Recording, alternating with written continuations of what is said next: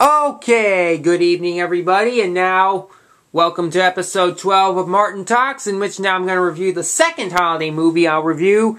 And this was a holiday movie that was originally released into theaters back on November 14th, 1964. And this is a really bad holiday movie, which many people call it. In fact, for many critics, it's often has been considered one of the worst movies ever made, but to me, I've actually seen it a bunch of times, and even though it's one of the worst movies ever made, I actually like it, because I actually enjoy it. And this holiday movie, it's none other than this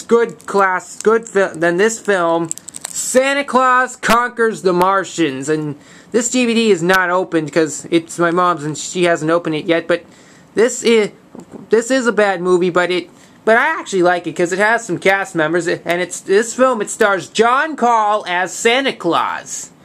There's a bunch of others who play the Martians, including a young Pia Zadora playing, I think she plays Girmar, which is the girl Martian child. Anyways, now we got the spine and the back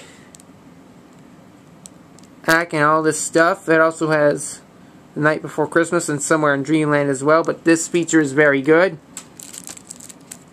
And although and now I'm going to explain what the plot line is, because up in Mars, both the Girmar and Bomar, which is the boy Martian, they're watching television, but they're watching Earth programs broadcast from Earth. It worries one other Martian, because it worries the father, the leader of the Martians, being Kimar. Yeah, Kimar, they say that the Earth programs confuse them, and of course, there's also that female Martian, the mother, I can't say, but anyways, and for one of the Earth programs, the most notable thing is a show which a newspaper reporter is at the North Pole and goes inside Santa's workshop, that's where we see Santa come in. When he tries to name his reindeer, he messes up a bit, and one of the reindeer names he actually says is actually the name of a late U.S. president, because he says the line, "and Vixen, and Nixon," which the Nixon is the president, but anyways, a former U.S. president from the 70s, who resigned at Watergate, but anyways, with that, also while they're watching, we know back at the home, Kimar then wakes up another Martian, which that Martian who also lives with them, the silly Martian, whose name is Droppo, which is funny. And he's asking why Droppo's asleep during working hours, but Droppo says he hasn't been able to sleep the past few nights, so he was just practicing. But with all this, with the Martians having no Santa, they decided that that Kimar then goes with a bunch of other Martians to some wizard, and they talk about the Christmas and find out that Mars needs a Santa Claus. So therefore, the Martians then decide to go out in the ship, and they go out to the North Pole, and they try to kidnap Santa Claus. Well, and it's even led the Martians reports in the news about it. Oh, of course. Well, along the way, there's two young Earth kids named Billy and Betty. I don't know the actresses that play them. They arrive and they see the Martians, and one of the children asks, "What's that thing on your head?" And he says, "Those are our antennas." And he somehow jokingly asks, "Are you a TV set?" But not really. But and the other Martian boy says, "How stupid is that?" But anyways, they take the Martian children with them onto their ship, and then, well, of course, but before they do, they also mention there's only one Santa Claus, and he's at the North Pole. And when the Martians finally arrive at the North Pole, we know Billy and Betty are up, but the Martians, they head off to the North Pole, find Santa's workshop, and they take Santa away. But then Santa then joins Billy and Betty, and soon they're headed back to their home in Mars, and Kimar and the woman Martian welcomes them there, since Kimar is happy of taking them. And then after that, they actually build a toy workshop in Mars, which Santa operates. And the Martian, both the Earth children, and of course, Billy, Betty, and Bomar and Girmar both make good toys for the children out there. Even Droppo also helps out a bit too. Of course, then after that, Droppo says he wants to work. They try to make a Santa Claus suit for him, but of course, Droppo tries to put it on, although Santa tells Drapo that he should gain weight. And Drapo tries to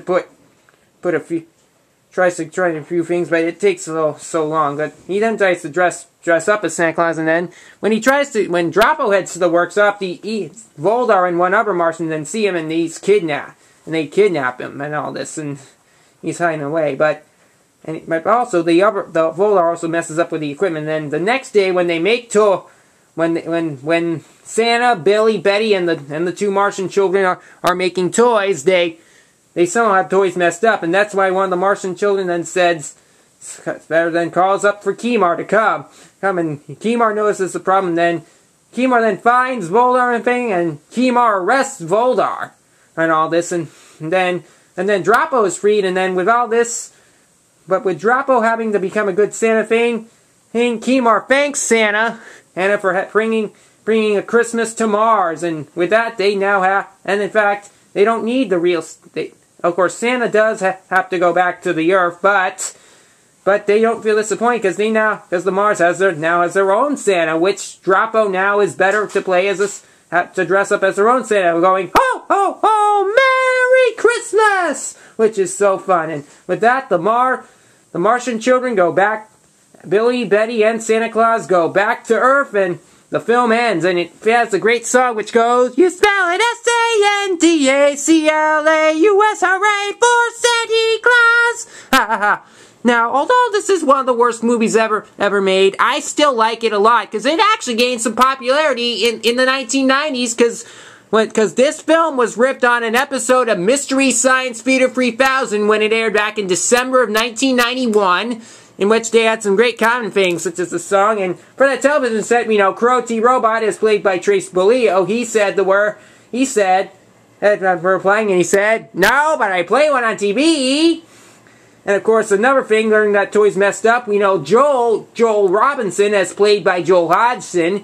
Joel ends up saying the words and makes a statement saying, no problem, we'll give them to dyslexic kids. But after all, this film is so fun, and I think with it being ripped on Mystery Science Theater 3000, it was a very fun film. And almost like it's as if this film was given a cult following. So it's kind of like a cult classic to me, and I still enjoy it.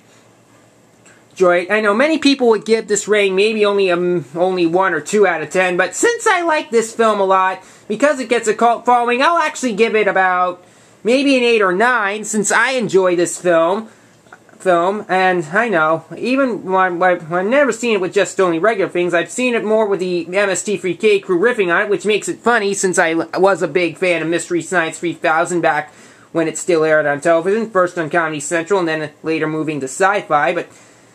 And this was also one of 2 films MST3K riff, because they also later on would riff of the 1959 movie Santa Claus, which I'm not going to be reviewing that.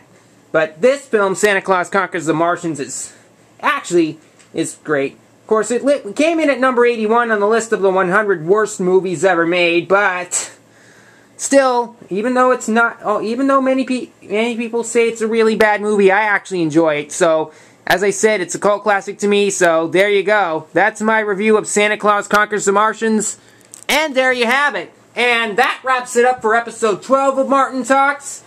For my next episode of Martin Talks, I'll be reviewing a much better holiday movie, which, well, to many people, because for my next episode of Martin Talks, I'll be reviewing the 1946 holiday Christmas classic, It's a Wonderful Life.